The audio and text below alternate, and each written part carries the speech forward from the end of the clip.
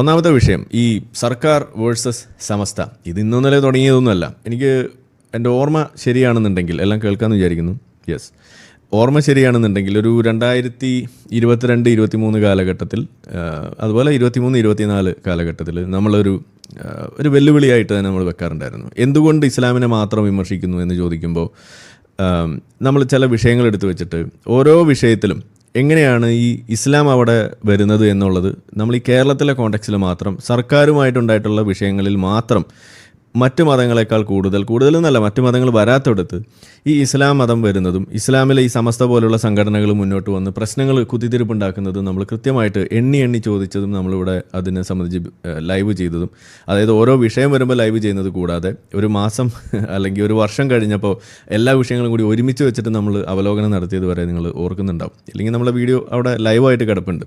അന്ന് പിന്നെ നമുക്ക് ഈ ഒരു എഡിറ്റിംഗ് ടീം ഇല്ലാത്തതുകൊണ്ട് നമുക്കത് അങ്ങനെ കട്ട് ചെയ്തിടാനുള്ള സൗകര്യം അന്നുണ്ടായിരുന്നില്ല. ഇന്നിപ്പോൾ നമുക്കത് ചെയ്യാൻ പറ്റുന്നത് പോലെ. അപ്പോൾ അത് നിങ്ങളുടെ സപ്പോർട്ടോട് കൂടിയാണ്. അപ്പോൾ അതുകൊണ്ട് ചാനൽ കണ്ടുകൊണ്ടിരിക്കുന്ന ആളുകൾ നമ്മളെ സപ്പോർട്ട് ചെയ്ത് മുന്നോട്ട് പോകുമ്പോൾ നമുക്ക് കൂടുതൽ ഇതുപോലുള്ള ആളുകളെയൊക്കെ വെച്ച് കറിക്കരിഞ്ഞും അച്ചാറിനരിഞ്ഞും ഒക്കെ നമുക്ക് ഇതേപോലെ പബ്ലിഷ് ചെയ്യാൻ പറ്റും. പല ആളുകളും, പ്രത്യേകിച്ച് ട്രോളന്മാരായിട്ടുള്ള ആളുകൾ തരുന്ന ആ പിന്തുണയൊക്കെ നമ്മളിവിടെ ഒന്ന് സ്മരിക്കുകയാണ്, ഓർമ്മയുണ്ട്. ഓക്കെ, അപ്പോൾ അങ്ങനെയൊക്കെ ചെയ്യാൻ പറ്റുന്നത് അതുകൊണ്ടാണ്. ഇന്നത് പറ്റുന്നുണ്ട്. പണ്ടത് പറ്റാത്തതുകൊണ്ടാണ് പലതും നിങ്ങൾ ചിലപ്പോൾ ശ്രദ്ധയിൽ വരാതെ പോയത്. അപ്പോൾ ആ ഒരു ഗണത്തിലേക്ക് ആഡ് ചെയ്യാൻ പറ്റിയ അടുത്തൊരു വിഷയമായിട്ട് വരികയാണ് ഇപ്പോൾ ഈ സ്കൂൾ സമയമായിട്ടുമായിട്ട് ബന്ധപ്പെട്ട ചില കാര്യങ്ങൾ. അപ്പോൾ അങ്ങനെ ഒരു സ്കൂളിലെ അധ്യയന ദിനങ്ങൾ അവിടെ തിരിച്ചു പിടിക്കുന്നതിന് വേണ്ടി, നഷ്ടപ്പെടുന്നത് തിരിച്ചു പിടിക്കാൻ വേണ്ടിയിട്ട് സർക്കാർ ഒരു ആലോചന കൊണ്ടുവരുന്നു. അപ്പോൾ ഒരു ചെറിയൊരു ഏതാനും 10 അരമണിക്കൂറിനുള്ളിൽ ഒരു സമയം സ്കൂളുകളിൽ വർദ്ധിപ്പിക്കുമ്പോൾ അത് മതവിദ്യാഭ്യാസത്തിനെ അത് ബാധിക്കും എന്ന് പറഞ്ഞുകൊണ്ട് ഇവിടെ വരുന്നു. അപ്പോൾ അതിനെതിരെ എന്ന് പറഞ്ഞുകൊണ്ട് ഇവിടെ മുന്നോട്ട് വന്നത് ഹിന്ദു മത സംഘടനകളല്ല, ക്രിസ്ത്യൻ മത സംഘടനകളല്ല, ജൂതമത സംഘടനകളല്ല, ജൈനമത സംഘടനകളല്ല, ബുദ്ധമത സംഘടനകളല്ല, യുക്തിവാദി സംഘമല്ല, വന്നത് ഇസ്ലാമിക സംഘടന തന്നെയാണ് മാത്രമാണ്. അവർ വന്നുകൊണ്ട് പറയുന്നത് ഇത് ഞങ്ങളുടെ മതവിദ്യാഭ്യാസത്തിനെ ബാധിക്കും എന്ന് പറഞ്ഞിട്ട് വരുന്നു. അപ്പോൾ ആ ഒരു പറച്ചിലിൻ്റെ ഉദ്ദേശവും അങ്ങനെ ഞങ്ങളുടെ മദ്രസകളെ ബാധിക്കുമെന്നൊക്കെ പറയുമ്പോൾ അതിലുള്ളൊരു പ്രശ്നവും, അതോടൊപ്പം തന്നെ അത് ആളുകളെ പറ്റിക്കാൻ വേണ്ടി അങ്ങനെ ഉപയോഗിക്കുന്നു എന്നുള്ളതും, യഥാർത്ഥത്തിൽ അതിൻ്റെ പിന്നിൽ എന്താണെന്നുള്ളതും നമുക്ക് വഴിയെ പറയാം. ഏതായാലും ഇതിന് തുടക്കം ഇപ്പോൾ നമ്മൾ കാണുന്നത് ഈ വിഷയം എന്ത് എന്നുള്ളതാണ്. അപ്പോൾ സർക്കാർ വേഴ്സസ് സമസ്ത എന്ന് പറയുന്ന ഒരു വിഷയം. അപ്പോൾ അതിൽ സമസ്ത പറയുന്നത് സമരപ്രഖ്യാപനം നടത്തുമെന്ന് പറഞ്ഞ് ഇന്നലെ അവർ പ്രഖ്യാപനം നടത്തി, സർക്കാരിന് മുന്നിൽ അത് വലിയ വിഷയമായിട്ട് അവതരിപ്പിക്കുന്നു പറയുന്നു, അതിനു വേണ്ടിയിട്ട് പ്രഖ്യാപനം നടത്തുന്നു, അങ്ങനെ അവർ മുന്നോട്ട് പോവാണ്. അപ്പോൾ ഇവരുടെ ആവശ്യം ഇങ്ങനെ സമയം മാറ്റാൻ പാടില്ല, ഇത് ഞങ്ങളെ ബാധിക്കും എന്നാണ് പറയുന്നത്. അപ്പോൾ ഇത് സംബന്ധിച്ച് മറ്റ് പല ചർച്ചകളിൽ ഇപ്പോൾ നാസർ ഫൈസീനെ പോലെയൊക്കെയുള്ള ആളുകൾ വന്നിട്ട് പറയുമ്പോൾ അവിടെ ഇവർ പറയുന്നൊരു കാര്യമുണ്ട്. അതായത് സൺഡേ സ്കൂൾ ഉള്ളതുപോലെ മറ്റ് ഗുരുകുലം ഉള്ളതുപോലെയൊക്കെ അവർ നടത്തുന്നുള്ളതുപോലെ അല്ല ഞങ്ങൾ എല്ലാ ദിവസവും നടത്തുന്നുണ്ട് എന്നാണ് പറയുന്നത്. അങ്ങനെ ഉണ്ടെങ്കിൽ നിങ്ങൾ മനസ്സിലാക്കേണ്ടത് മദ്രസ ആഴ്ചയിൽ ഒരു ദിവസം മതി എന്ന് നിങ്ങൾ വെക്കുക. ഞായറാഴ്ച നിങ്ങൾ നടത്തിക്കോ, സൺഡേ സ്കൂൾ ഉള്ളതുപോലെ നിങ്ങൾക്ക് സൺഡേ മദ്രസയാക്കുക, അതാണ് വേണ്ടത്. അല്ലെങ്കിൽ ഓൺലൈൻ മദ്രസയാക്കുക. ഇന്നത്തെ സാധ്യതകൾ അത് നിങ്ങൾ ഉപയോഗിക്കുക. എല്ലാ കാര്യത്തിലും നിങ്ങൾക്ക് ഈ പറയുന്ന ഇൻ്റർനെറ്റിൻ്റെ സഹായം നിങ്ങൾക്ക് എടുക്കാമെങ്കിൽ, ഓൺലൈൻ സംവിധാനങ്ങൾ നിങ്ങൾ ഉപയോഗിക്കുമെങ്കിൽ ഇതിലും എന്തുകൊണ്ട് നിങ്ങൾക്ക് ഉപയോഗിച്ചുകൂടാ? ഇതാണ് നിങ്ങൾ എടുക്കേണ്ടത്, ചെയ്യേണ്ടത് അതാണ്. പക്ഷേ നിങ്ങളത് എടുക്കുന്നില്ല. അപ്പോൾ അവിടെ അങ്ങനെ ഒരു വിഷയമുണ്ട്. ഏതായാലും സൺഡേ സ്കൂൾ പോലെ ഗുരുകുലം പോലെയൊക്കെ നിങ്ങൾ ഒഴിവ് ദിവസങ്ങളിൽ അത് പഠിക്കുക. ഇപ്പോൾ ഞാൻ 2 മദ്രസയിൽ പഠിച്ചിരുന്നു. ഓക്കെ, ഡബിളാണ് അവൻ. ഓക്കെ, അപ്പോൾ അവിടെ എന്താണ് നമ്മൾ ചെയ്തിരുന്നത്? സുന്നി മദ്രസയിൽ, അതായത് ഞങ്ങളുടെ നാട്ടും പുറത്തുള്ള മദ്രസയിൽ എല്ലാ ഞായറാഴ്ചയാണ് ഞാൻ മദ്രസയിൽ പോയിരുന്നത്. ഞായറാഴ്ച അവിടെ പോകും. അതുകൂടാതെ സ്കൂളിൽ മുജാഹിദ് മദ്രസയാണ്. അപ്പോൾ സ്കൂളിൽ ഞങ്ങളുടെ കരിക്കുലത്തിൻ്റെ കൂടെ അവിടെ അതും പോകും. അങ്ങനെ സ്കൂളിലും ഇപ്പുറത്തും 2 മദ്രസ. അവിടെ നമ്മൾ അറബിയിൽ പഠിക്കും, ഇപ്പുറത്ത് അറബിയിലും മലയാളത്തിൽ നമ്മൾ പഠിക്കും. അപ്പുറത്ത് ഹദീസ് പഠിക്കില്ല, ഇപ്പുറത്ത് ഹദീസ് പഠിക്കും. അങ്ങനെയാണ് ഇതിൻ്റെ വ്യത്യാസങ്ങൾ നമുക്ക് മനസ്സിലാക്കാൻ പറ്റിയതും നല്ലൊരു അസൽ ജിഹാദിയായിട്ട് മാറിയതൊക്കെ അങ്ങനെയാണ്.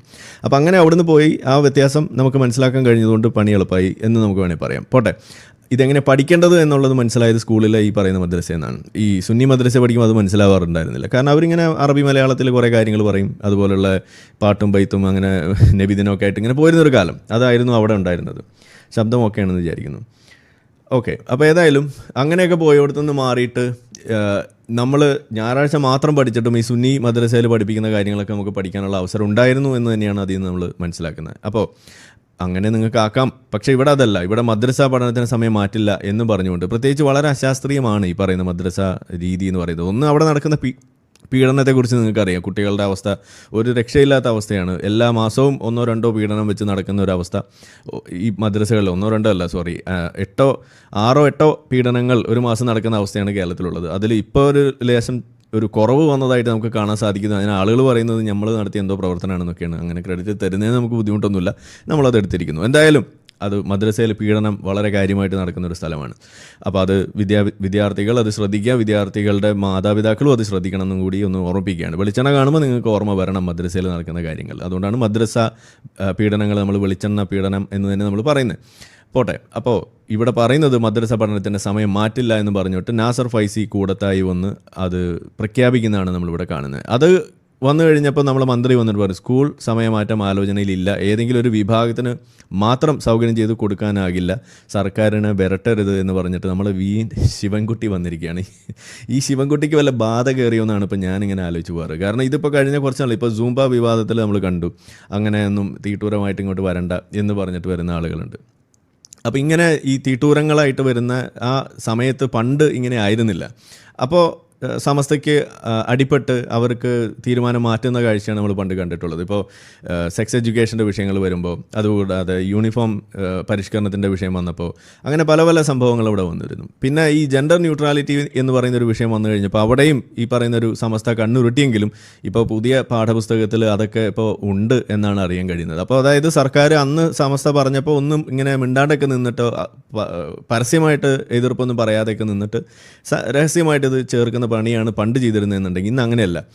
ഇന്ന് ഓപ്പണായിട്ട് ഇത് പറയുന്ന അവസ്ഥയിലേക്ക് എത്തിയിട്ടുണ്ട്. അതിനൊരു ബിഗ് കൺഗ്രാറ്റ്സ് നമ്മളുടെ അല്ലെങ്കിൽ ഒരു അപ്രീസിയേഷൻ നമ്മളുടെ ഈ പറയുന്ന നമ്മൾ വി ശിവൻകുട്ടിക്ക് അല്ലെങ്കിൽ സർക്കാരിന് നമ്മൾ കൊടുക്കണമെന്ന് തന്നെയാണ് എനിക്കും പറയാനുള്ളത്. അപ്പോൾ അത് നമുക്കങ്ങ് കയ്യോടെ കൊടുക്കാം. ഇത് വി ശിവൻകുട്ടിക്കാണ്.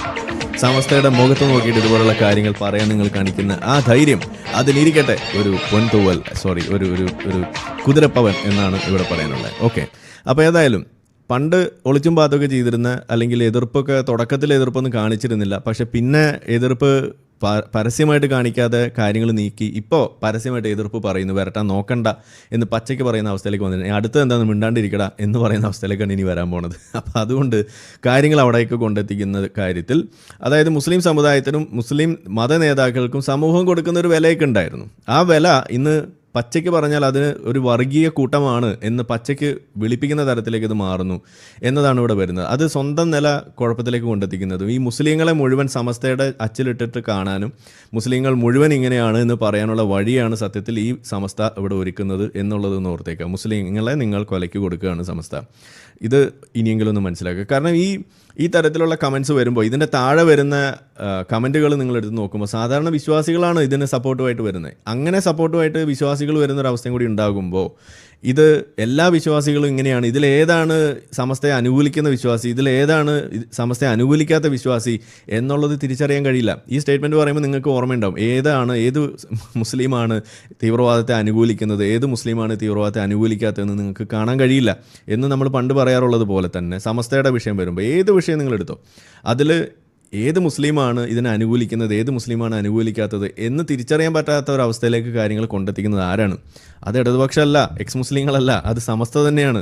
ഈ തീവ്രവാദ കൂട്ടങ്ങളാണ്, ഈ പറയുന്ന ഐസിസ് ആണ്, ഈ പറയുന്ന ജോസഫ് മാഷെ കൈവെട്ടിനെ അനുകൂലിക്കുന്ന മുസ്ലിങ്ങളാണ് എന്ന് നമ്മൾ പറയുന്നത് ഇവിടെയും അത് ബാധകമാവുന്നതാണ്. ഇങ്ങനെയാണ് ഇത് ആവുന്നത്. അപ്പോൾ അവിടെയാണ് ഇത് ഞങ്ങളിൽപ്പെട്ടവനല്ല എന്ന് പറയേണ്ട ഒരു ബാധ്യത അത് ഓരോ മുസ്ലിമിനും വന്നു ചേരുന്നത് അങ്ങനെയാണെന്ന് നമ്മൾ പറയുന്നത് അവിടെയാണ്. സാധാരണ ചോദിക്കാറുണ്ട്, ഒരു തീവ്രവാദ ആക്രമണം ഉണ്ടാകുമ്പോൾ നമ്മളിൽപ്പെട്ടവനല്ല, ഞാൻ അതിനെ അനുകൂലിക്കുന്നില്ല എന്ന് പറയേണ്ട ഒരു ബാധ്യത മുസ്ലിമിന് എങ്ങനെ വരുന്നു, എന്തൊരു ഗതികേടാണ് ഇത് എന്നൊക്കെ ചോദിക്കുന്ന മുസ്ലിങ്ങളെ നമ്മൾ കണ്ടിട്ടുണ്ട്. ഞാനൊക്കെ പണ്ട് ചോദിച്ചിരുന്നതാണ്, എന്തിനാ ഇപ്പോൾ അങ്ങനെ ഇപ്പോൾ വേറെ എവിടെയെങ്കിലും ഒരു സംഗതി നടക്കുമ്പോൾ ഹിന്ദുക്കളൊന്നും വന്നിട്ട് പറയില്ലല്ലോ ഞാൻ തീവ്രവാദത്തിനെതിരാണ് കേട്ടോ എന്നിങ്ങനെ എടുത്തെടുത്ത് പറയേണ്ട ഒരു കാര്യം അത് ഹിന്ദുക്കൾക്ക് വരുന്നില്ല, അത് ക്രിസ്ത്യാനികൾക്ക് വരുന്നില്ല, അത് യുക്തിവാദികൾക്ക് വരുന്നില്ല, ജൂതന്മാർക്ക് വരുന്നില്ല, അല്ലെങ്കിൽ ഈ പറയുന്ന ബുദ്ധന്മാർക്ക് വരുന്നില്ല, ജൈന മതക്കാർക്ക് വരുന്നില്ല, ഒരാൾക്കും വരുന്നില്ല. പക്ഷേ ഒരു മുസ്ലിമിനെ സംബന്ധിച്ചിടത്തോളം ഞാൻ തീവ്രവാദത്തിനെതിരാണ് കേട്ടോ എന്നിങ്ങനെ പറഞ്ഞില്ല എന്നുണ്ടെങ്കിൽ സംശയിക്കുന്നൊരവസ്ഥയാണ്. അങ്ങനെ ഒരു അവസ്ഥ ഇവിടെ ഉണ്ടായതിൻ്റെ പിന്നിൽ എന്തായിരുന്നു അതിൻ്റെ കാരണം, എങ്ങനെയാണ് അത് വന്നതെന്നുള്ളത് നമ്മൾ പറയുമ്പോൾ ആർക്കും മനസ്സിലാവില്ല. എന്ന് പറഞ്ഞ മാതിരി ഇനിയിപ്പോൾ സമസ്ത പോലെയുള്ള സംഘടനകളല്ല അവർ മുന്നോട്ട് വെക്കുന്ന വാദങ്ങൾ, ഇപ്പോൾ സൂംബ വിവാദം ഉണ്ടാക്കുന്ന ഇപ്പോൾ വിസ്ഡം ഗ്രൂപ്പ്, ആ വിസ്ഡം ഗ്രൂപ്പ് പറയുന്നതിനോട് യോജിക്കാത്ത മുസ്ലിമാണ് കേട്ടോ ഞാൻ എന്ന് പറയേണ്ട ബാധ്യത ഇവിടെ സാധാരണ മുസ്ലിമിന് വന്നു ചേരുകയാണ്. ഇത് പറഞ്ഞില്ല എന്നുണ്ടെങ്കിൽ അവനും ഒരു വിസ്ഡംകാരനാണ്, ഒരു ബിസ്മയം ടീമാണ് എന്ന് പറയുന്ന അവസ്ഥയിലേക്ക് നാട്ടുകാരുടെ മുന്നിലേക്ക് കൊണ്ടെത്തിച്ചത് ആരാണ്? ഈ ബിസ്മയം ടീമാണ്, ഈ പറയുന്ന ബിസ്ഡം ഗ്രൂപ്പാണ്. അതേപോലെ തീവ്രവാദം ഉണ്ടാകുമ്പോൾ അതിനെ അനുകൂലിക്കുന്നു, അഫ്ഗാനിസ്ഥാനെ അവിടെ താലിബാനെ അനുകൂലിക്കുന്നു, അവർ ചെയ്യുന്നതൊക്കെ ശരിയാണെന്ന് പറയുന്നു, അവർ കെട്ടുന്ന പോലെ മറ ഇവിടെ കെട്ടുന്നു. അപ്പോൾ നമ്മൾ ചിന്തിച്ചു പോകണം, ആഹാ എല്ലാവരും ഇങ്ങനെയാണല്ലേ. ഇപ്പോൾ കല്യാണ വീട്ടിൽ വരെ അങ്ങനെ മറ കെട്ടുന്നു, അപ്പോൾ താലിബാൻ കെട്ടുമ്പോൾ അത് പ്രശ്നം, ഇവിടെ മറ കെട്ടുമ്പോൾ അത് ഓക്കെ ആവുന്നത് എങ്ങനെയാണ് എന്ന് നമ്മൾ ചോദിക്കുന്ന പോലെ ഇപ്പോൾ സമസ്ത പറയുന്ന കാര്യത്തിലും ഇതിന് യോജിക്കുന്നതും യോജിക്കാത്തതും വ്യക്തമാക്കേണ്ട ഒരു ബാധ്യത അത് നാട്ടുകാർക്ക് വന്നു ചേരുന്നു, മുസ്ലിങ്ങൾക്ക് വന്നു ചേരുന്നു എന്നത് തന്നെയാണ് ഇവിടെ വന്നു ചേരുന്നത്. ഇതിൻ്റെ പഴി മുഴുവൻ ഏൽക്കേണ്ടി വരിക സമസ്തയും പിന്നെ ഇവിടുത്തെ മുസ്ലിങ്ങളുമാണ്. മുസ്ലിങ്ങൾ മുഴുവൻ സമസ്തയെ പോലെയാണ്, ഈ പറയുന്ന എല്ലാത്തിലും കുത്തിത്തിരിപ്പുണ്ടാക്കുന്ന ടീമാണെന്ന് വരുന്ന ഒരു അവസ്ഥയിലേക്കാണ് വരുന്നത്. ഇതാണ് ഇതിൻ്റെ ബിഗർ പിക്ചറിൽ ഇതിൻ്റെ ഒരു ഔട്ട്കം ആകാൻ പോകുന്നത്. അല്ലാതെ സ്കൂൾ സമയമാറ്റമൊന്നും ഇതിലേക്ക് അല്ലെങ്കിൽ ആ സമയമൊന്നും ഇവിടെ മാറ്റാൻ പറ്റാതെ ആകാൻ പോകുന്നില്ല. മദ്രസകളൊക്കെ പൂട്ടേണ്ടി വരും, ഒരു സംശയമില്ല. മദ്രസകൾ പൂട്ടേണ്ടി വരുന്നതിൻ്റെ മറ്റൊരു കാരണം എന്ന് പറഞ്ഞാൽ ഇവിടെ എന്താ മദ്രസയിൽ പഠിപ്പിക്കുന്നത് അതും കൂടി നമ്മൾ നോക്കണ്ടേ. ഈ മദ്രസ പൂട്ടുന്നത് എന്തോ വലിയ പ്രശ്നമാണെന്ന് പറയാറുണ്ട്, അല്ലെങ്കിൽ അതിന് സമയം മാറ്റിയ ഭയങ്കര പ്രശ്നമാണ്, ഞങ്ങൾക്ക് പഠിപ്പിക്കാൻ സമയം കിട്ടില്ല എന്നാണ് പറയുന്നത്. ശരി, ഈ മദ്രസയിൽ എന്താ പഠിപ്പിക്കണത് അതും കൂടി നമ്മളൊന്ന് അറിയണമല്ലോ. ഈ മദ്രസ പഠിപ്പിക്കുന്ന എന്തോ യമണ്ട സാധനമാണെന്നുണ്ടെങ്കിൽ ഓക്കെ, അത് പഠിപ്പിച്ചില്ല എന്നുണ്ടെങ്കിൽ മുസ്ലിങ്ങളാകെ പ്രശ്നത്തിലാവും എന്നൊക്കെയാണെന്നുണ്ടെങ്കിൽ അത് പൂട്ടിയ വലിയ കുഴപ്പമാണ്. പക്ഷേ യഥാർത്ഥത്തിൽ ഈ മദ്രസയിൽ എന്താ പഠിപ്പിക്കണത് അതും കൂടി നമ്മളൊന്ന് അറിയണ്ടേ. ഇപ്പോൾ മദ്രസയിൽ 12ാം ക്ലാസ്സിൽ പഠിപ്പിക്കുന്ന ഒരു സാധനത്തെക്കുറിച്ച് നമ്മൾ എപ്പോഴും ഇവിടെ പറയാറുണ്ട്, അത് ഈ മതം വിട്ടവനെ കൊല്ലണം എന്നതുൾപ്പെടെയുള്ള കാര്യങ്ങൾ. അതുപോലെ മറ്റു പല സാധനങ്ങൾ, ഇപ്പോൾ 5:51 പറയുന്ന സാധനം, നിങ്ങൾ വിശ്വാസികൾ നമ്മൾ ക്രിസ്ത്യാനികളെയും ജൂതന്മാരെയും കൂട്ടുകാരാക്കരുത്, നിങ്ങൾ ഉറ്റമിത്രങ്ങളാക്കരുത് എന്നത് പറഞ്ഞുകൊണ്ട്, അപ്പോൾ അങ്ങനെ ആരെങ്കിലും കൂട്ടുകെട്ട് ആയിട്ട് നടക്കുന്നുണ്ടെങ്കിൽ അതൊരു വലിയ പ്രശ്നമായിട്ട് കൊണ്ടുവരിക. ഇങ്ങനെയുള്ള സാധനങ്ങൾ അവിടെ പഠിപ്പിക്കുമ്പോൾ ഇത് ചോദ്യം ചെയ്യപ്പെടും. ഇതാണ് ഇവിടെ സംഭവിക്കുന്നത്. അപ്പോൾ ഓരോ വിഷയത്തിലും എന്താണ് ഈ മദ്രസയിൽ പഠിപ്പിക്കുന്നത് എന്നും കൂടി നമ്മൾ ചോദിക്കേണ്ട ഒരു ബാധ്യത ഇവിടെ വരുമ്പോൾ അത് ചോദിക്കാതെ നമുക്ക് മുന്നോട്ട് പോകാൻ പറ്റില്ല. അവിടെയാണ് ഇതിൻ്റെ കുഴപ്പം കിടക്കുന്നത്. അപ്പോൾ ഇതും കൂടി നമ്മളൊന്ന് അറിയാം. ഒരു ഉദാഹരണത്തിന് ഞാനതൊന്ന് പ്ലേ ചെയ്തേക്കാം, ഒരു സെക്കൻഡ്. നമ്മളുടെ മതം വിട്ടവനെ കൊല്ലണമെന്ന് പഠിപ്പിക്കുമ്പോൾ അത് എവിടെയാണ് എന്താണെന്നൊന്നും ആർക്കും അറിയാതെ വലിയ പ്രശ്നം ഉണ്ടാക്കണം. അങ്ങനെയൊന്നും പഠിപ്പിക്കുന്നില്ല എന്നാണ് പറയാം. അപ്പോൾ അതൊന്ന് കേട്ട് കളയാം. ഓക്കെ, ഒരു സെക്കൻഡ്.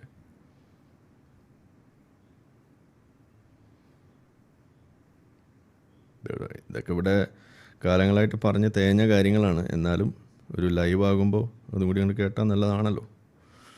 ഏത് പറയുന്നു, ഒരാൾ മതത്തിൽ നിന്ന് പുറത്തു പോയാൽ എന്താണ് അവന്റെ വിധി, അവനുള്ള ശിക്ഷ എന്താണ്? ഇസ്ലാം പറയുന്നു, അവനോട് തൗബ ചെയ്യാൻ പറയുക. എന്നിട്ട് അവൻ തൗബ ചെയ്യുന്നില്ലെങ്കിൽ താമസിപ്പിക്കാൻ പാടില്ല, അവനെ ഒരു ഭരണാധികാരി ഉടൻ തന്നെ കൊല്ലണം എന്നാണ്. അപ്പോ എന്ന് പറഞ്ഞാൽ മതത്തിൽ നിന്ന് പോയ ആൾക്കാരൊക്കെ കൊല്ലുക എന്ന് പറഞ്ഞ് ഒരു അക്രമമാണത്? അല്ല. ഒരു മതവിശ്വാസി മനസ്സിലാക്കിയിരിക്കണം, ഞാൻ എൻ്റെ മതം ഇസ്ലാം എന്ന് പറയുന്ന പവിത്രമായ എൻ്റെ വിശ്വാസം ഞാൻ ഒഴിവാക്കിയാൽ എനിക്ക് പരലോകത്ത് ലഭിക്കാൻ പോകുന്ന ശിക്ഷ നരകമാണ്, നരകത്തിൽ ഖാലിദാണ്. അതുപോലെ ദുനിയാവിൽ എനിക്കുള്ള ശിക്ഷ, ഞാൻ ദുനിയാവിൽ ജീവിക്കേണ്ടവനല്ല എന്ന നിലയിൽ ഭരണാധികാരിക്ക് എന്നെ കൊല ചെയ്യാൻ പറ്റും എന്നുള്ളതാണ്. അതുകൊണ്ട് ഞാൻ ആ തെറ്റ് ചെയ്യാൻ പാടില്ല. ഓക്കെ, അതായത് മതം ഉപേക്ഷിക്കുക എന്ന് പറയുന്ന ഒരു തെറ്റ് ആണ് എന്നാണ് മദ്രസയിൽ പഠിപ്പിക്കുന്നത്. ഇത് മദ്രസയിൽ സമസ്തയുടെ മദ്രസയിൽ ക്ലാസ് 12 ഫിഖ് ഇതിനകത്ത് പഠിപ്പിക്കുന്ന യൂണിറ്റ് 10 പാർട്ട് 3 ഇതിൽ പഠിപ്പിക്കുന്ന സാധനമാണ്. ഈ പറയുന്ന സാധനം നമ്മളുടെ കോവിഡിൻ്റെ ടൈമിൽ ഓൺലൈൻ എഡ്യൂക്കേഷൻ്റെ ഭാഗമായപ്പോൾ നാട്ടുകാർ അറിഞ്ഞു. കാരണം ഇത് യൂട്യൂബിലൂടെ പഠിപ്പിക്കുന്ന ഒരു അവസ്ഥ ഉണ്ടായി. അപ്പോഴാണ് നാട്ടുകാർ അറിഞ്ഞത്, ഓഹോ ഇഞ്ചാതി സാധനമാണല്ലോ ഇതിൽ പഠിപ്പിക്കുന്നത്. ഞാൻ ഏതായാലും ഈ സുന്നി മദ്രസയിൽ 12ാം ക്ലാസ് വരെ പഠിച്ചില്ല, 7ാം ക്ലാസ് വരെ കണ്ടേ പഠിച്ചിട്ടുള്ളൂ. അതുകൊണ്ടാണ് നമുക്കത് അധികം അവിടെ വരെ എത്താത്ത പോയത്. ഇപ്പോൾ ഇത് നമ്മൾ പറയുമ്പോൾ പറയും, എവിടെ ഈ മദ്രസയിൽ പഠിച്ചിട്ട് ഞാനൊന്നും പഠിച്ചിട്ടില്ലല്ലോ എന്ന് പറയുന്ന വിശ്വാസികൾ അറിയും. നിങ്ങൾ 12ാം ക്ലാസ്സിൽ പഠിച്ചിട്ടുണ്ടെങ്കിൽ അത് ഉണ്ടാവും. പിന്നെ ഇപ്പോഴാണ് പഠിക്കുന്നതെന്നുണ്ടെങ്കിൽ ചിലപ്പോൾ ഉണ്ടാവില്ല. കാരണം ഇത് നമ്മൾ വിഷയമാക്കിയപ്പോൾ അത് അവർ ഡിലീറ്റ് ചെയ്യുന്ന അവസ്ഥയാണ് ഉണ്ടായത്. ഇനി ഇപ്പോഴും ഈ പറയുന്ന സാധനം പഠിപ്പിക്കുന്നതായിട്ട് ഏതെങ്കിലും മദ്രസ വിദ്യാർത്ഥികൾക്ക് അറിയുമെങ്കിൽ ഒന്ന് നമ്മളോട് പറയുക. കാരണം ഇത് ഞങ്ങൾ അന്ന് ഇവിടുന്ന് കോപ്പി ചെയ്യുകയും അത് സൂക്ഷിച്ചു വെക്കുകയും ഇത് പിന്നീട് മദ്രസ പാഠഭാഗത്തിൻ്റെ ഭാഗമായിട്ടുള്ളത് യൂട്യൂബിൽ വീഡിയോ അവർ കൊടുത്തിരുന്നത് അവർ തന്നെ ഡിലീറ്റ് ചെയ്യുകയും മുക്കുകയും ചെയ്തതാണ് കാരണം. അപ്പോൾ മതനിയമം പോലും ഈ സോഷ്യൽ പ്രഷറിൻ്റെ അടിസ്ഥാനത്തിൽ മാറ്റേണ്ടി വന്നൊരു ദുരവസ്ഥ ഉണ്ടെങ്കിൽ അത് ഈ സമസ്തയ്ക്ക് ഉണ്ടായിട്ടുണ്ട്. ഈ പറയുന്ന സുന്നി വിഭാഗത്തിൻ്റെ തന്നെയാണ് ഈ പറയുന്ന ഈ പാഠഭാഗം. അപ്പോൾ ഇതുപോലെയുള്ള സാധനങ്ങളാണ് സത്യത്തിൽ ഈ മദ്രസയിൽ പഠിപ്പിക്കുന്നത്. അപ്പോൾ മദ്രസയിൽ എന്താണ് പഠിപ്പിക്കുന്നത്, മദ്രസയിൽ പഠിപ്പിക്കുന്നത് എന്ന് ചോദിച്ചിട്ട് നമുക്കൊരു വേറെ വീഡിയോ ചെയ്യാം. അത് കുറേ ഒരു കാര്യങ്ങൾ നമ്മളിവിടെ കമ്പയൽ ചെയ്ത് വെച്ചിട്ടുണ്ട്. അത് മുഴുവൻ പറയാനിരുന്ന ഈ വീഡിയോ തീരില്ല. അത് നമുക്ക് വേറൊരു വീഡിയോ ചെയ്യാം. ഈ ഒരു അവസരത്തിൽ തന്നെ ചെയ്യേണ്ട കാര്യമാണെന്നാണ് എനിക്ക് തോന്നുന്നത്. അപ്പോൾ അടുത്ത ദിവസം നമുക്കത് ചെയ്യാം. അപ്പോൾ ഏതായാലും ഇതുപോലെയുള്ള ഒരു സാധനം, ഒരു ട്രെയിലറായിട്ട് ഇത് ഇരിക്കട്ടെ. ഇതാണ് നമ്മളെ മദ്രസകളിൽ ഇവിടെ പഠിപ്പിച്ചുകൊണ്ടിരിക്കുന്നത്. ഇത് പഠിപ്പിക്കാനാണ് അവർക്ക് സമയം വേണം, തികയുന്നില്ല എന്നൊക്കെ ഇപ്പോൾ പറയുന്നതും ഈ സ്കൂൾ സമയമാറ്റം അതിനെ ബാധിക്കുന്നു പറയുന്നത്. പള്ളി പറഞ്ഞാൽ മതി എന്നാണ് പറയുന്നത്. ഓക്കെ, അപ്പോൾ ഏതായാലും സ്കൂൾ സമയമാറ്റം ഇവിടെ അനിവാര്യമാണെങ്കിൽ അത് നടപ്പിലാക്കണം. അത് നടപ്പിലാക്കുന്ന സമയത്ത് അത് സമസ്തയോട് ചോദിക്കേണ്ട ഒരു അവസ്ഥ ഇവിടെയാണ് ഇതിൻ്റെ പ്രധാനപ്പെട്ട കാര്യം. ഇപ്പോൾ ഈ സംഭാഷണങ്ങൾ നിങ്ങൾ ശ്രദ്ധിച്ചാൽ നിങ്ങൾക്ക് മനസ്സിലാവും. ഞങ്ങളുടെ ആവലാതി കേട്ടില്ല എന്നാണ് സമസ്ത പറയുന്നത്.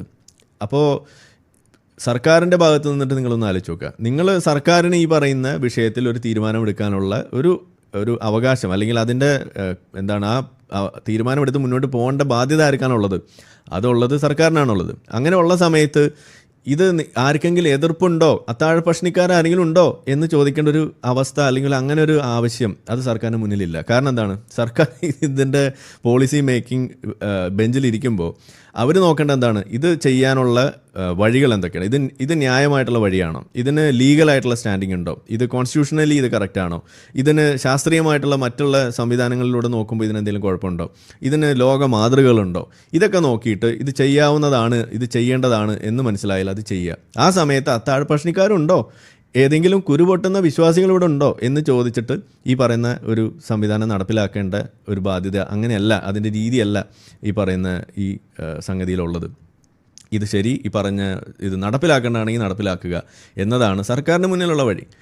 അപ്പോൾ ഇവിടെ എന്താ ഉണ്ടായി, അങ്ങനെ നടപ്പിലാക്കാൻ വേണ്ടിയിട്ടുള്ള രീതിയിലേക്ക് മുന്നോട്ട് പോകുമ്പോൾ സമസ്ത വന്നിട്ട് പറയാണ്, ഞങ്ങൾക്ക് പ്രശ്നമുണ്ട്, എനിക്ക് കുഴപ്പമുണ്ടെങ്കിലോ എന്ന് പറഞ്ഞിട്ട് മാറി നിൽക്കുകയാണ്. അപ്പോൾ ഒന്ന് ആലോചിച്ച് നോക്കുക, അങ്ങനെ ഒരാൾ വന്നിട്ട് ഇപ്പോൾ എനിക്ക് കുഴപ്പമുണ്ടെങ്കിലോ എന്ന് പറഞ്ഞാൽ, അതൊരു സംഘടന ആയിക്കോട്ടെ, ഇനി ഒരു വ്യക്തി ആയിക്കോട്ടെ, അങ്ങനെ പറഞ്ഞാൽ അത് കേൾക്കേണ്ട ബാധ്യത സർക്കാരിനുണ്ടോ? സർക്കാരിനില്ല എന്നാണ് ഞാൻ മനസ്സിലാക്കുന്നത്. കാരണം എന്താണ്, ഇത് മതങ്ങൾക്ക് മുഴുവൻ ഒരു പ്രശ്നമാവുകയാണെന്നുണ്ടെങ്കിൽ ഓക്കെ, സർക്കാർ വേണമെങ്കിൽ അത് പരിഗണിക്കും. ഏതെങ്കിലും ഒരു മതത്തിനാണ് അത് പ്രശ്നമാവുന്നതെന്നുണ്ടെങ്കിൽ അവിടെ പരിഗണിക്കേണ്ട കാര്യം പോലുമില്ല. കാരണം എന്താണ്, അങ്ങനെ കുഴപ്പമുള്ള സംഘടനകളും വ്യക്തികളൊക്കെ വേറെയും കാണും, അങ്ങനെ പല ആളുകൾ കാണും. ഇവരൊക്കെ കേട്ടിട്ട് ആണ് ഈ സാധനത്തിൽ തീരുമാനം എടുക്കേണ്ടി വരിക എന്ന് പറഞ്ഞു കഴിഞ്ഞാൽ പിന്നെ ഇവിടെ ഈ മതേതരത്വം എന്ന് പറയുന്ന സാധനത്തിന് എന്താണ് ഇവിടെ ഒരു പ്രസക്തി ഉള്ളത്?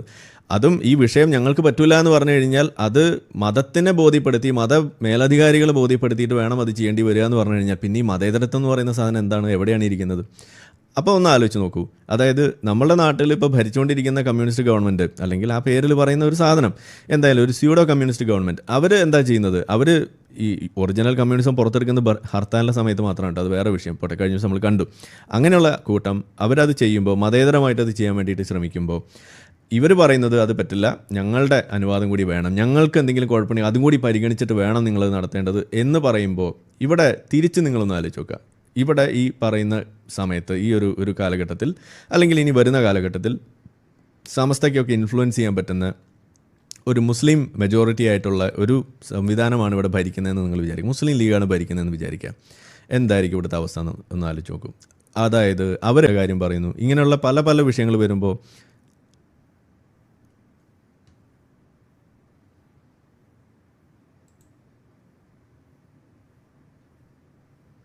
Okay, ഇടയ്ക്കെന്തോ connection കട്ടായോ? ഇല്ലല്ലോ, കുഴപ്പമില്ലല്ലോ, എല്ലാം കേട്ടില്ലേ?